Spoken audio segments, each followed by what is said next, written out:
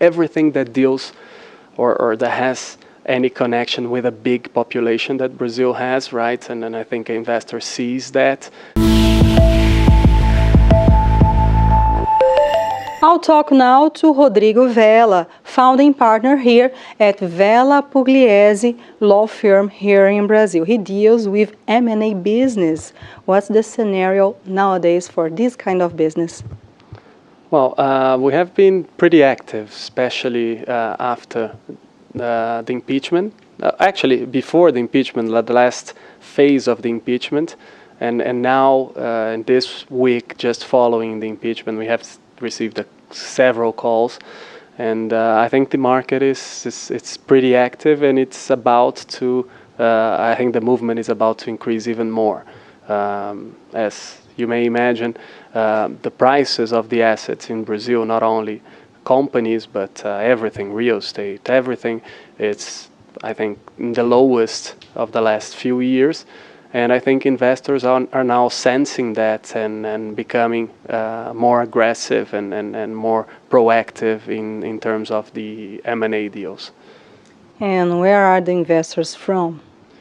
Well, we have, I think we have a big portion of our clientele are private equity funds, and private equity funds, they have obviously investors from all over. I would say that the majority of the investors come from abroad, so Europe, United States, Asia, but most of our private equity fund clients are local funds, so such as Patria, BTG, several of those, GP, and all of them, as I mentioned, have investors from all over, but they are local, so they're local experts. So I would say that 60-70% of these clients have this profile, and the other are actually foreign clients that are doing their first or their second business in Brazil. And those come from our corresponding law firms abroad, in Europe or in the United States.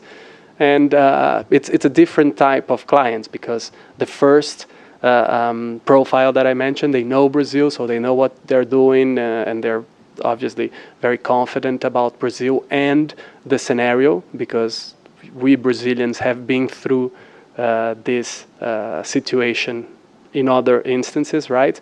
Foreign clients are more careful because, of all the crisis and etc. But I think even them are now sensing that obviously we had a problem, we were in a crisis, but at least the institutions work, right? So the judiciary and even the legislative work, and the impeachment went through and etc. And compared to other countries and other places in the world, I think we're okay, and perhaps a good place to invest. And which sectors are the investors looking for? Oh, that's a tough one. I mean, we have seen a lot of movement in the education sector and in the health sector as well, and in health in several different groups or subsectors, such as hospitals, clinics, gyms, everything that relates to health. Financial sector as well, there has been some movement, and I think consumer products as well. So I think everything that deals or that has any connection with a big population that Brazil has, right? And I think an investor sees that. And I think the good aspect of, if we can say that, of the last 3 governments were that they actually opened the market for some, or for a part of the population that didn't have access to. And this part of the population now spend. They go to college, they go to universities, they go to hospitals, and so everything that I think that you can count on this big population as a client. So I think those are areas that are active and will probably continue to be active for the following months. What about regulation? Is it a challenge here in Brazil? It's a good question. I mean, we are a civil law country, right? So everything is written down. So the law is there. Brazil is heavily regulated, and we have everything ranging from very sophisticated regulation to very, very old-fashioned one, like in the labor legislation, for instance.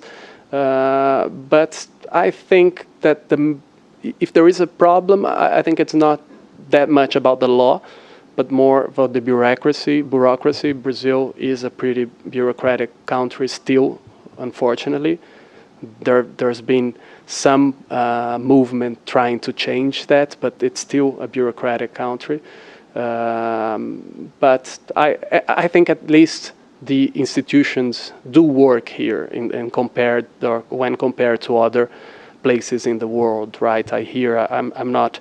I don't work in other countries, but I hear that in other BRIC countries, for instance, the institutions are even behind or much behind Brazil in terms of judiciary system and even the rule of law and etc. So in Brazil, I think it works.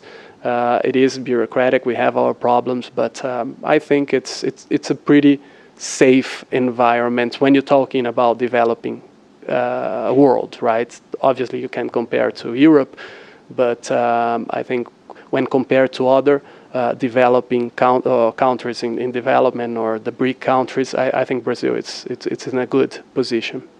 What are the steps to do business here in the country? Well, that's a tough one. I would say the first thing is to be properly advised. So look for a good advisor, right? Financial advisor, a good auditor, right? A good lawyer, and if possible, a good partner, a local partner. I think those are things that I would recommend, and study a bit the market. I mean, I hear some of my foreign clients saying that Brazil is not for beginners. I think it's not that it's not for beginners. I think it's a country that you have to understand, and you have to consider the differences and the fact that it is a developing country, right? I mean, we're not in the same stage as Europe, for instance. I mean, we're a baby compared to other European countries. But I think we're a serious one, at least. I mean, I haven't. I mean, I worked in the U.S. for a while. I have a bar degree. I mean, I have a bar license there, and etc. And I think that even compared to there, I think we can say that we are serious. I mean, other than obviously we have now the corruption scandals and etc. That happens. I mean, that happens everywhere, right? Even in Europe and in the U.S. I think we're trying to clean that. But I think that the institutions themselves, they work, it's a good sign, at least. What do you foresee for business in the second semester and next year? We're pretty bullish. I mean, we think we had a slow first trimester. Everybody was waiting to see what the political situation would be and what would happen with impeachment. And I think the second trimester was much better. I think at least the local investors or the local investors, they knew that there was already something easy to foresee, that Dilma would be impeached. And so in the second trimester, I think was better. And now in the third trimester or the second semester, I think we have been pretty active, and I think this will continue like that. I think we're pretty bullish. I think there'll be a lot of local and foreign investment. I think, as I mentioned, the prices are in very low compared to, let's say, 3-4 years ago. So we're seeing a lot of movement, and if I were an investor, I would definitely invest here. Rodrigo, thank you so much for this interview to Dukascopy TV. Oh, you're welcome. It's a pleasure. Thank you. Luciene Miranda to Dukascopy TV.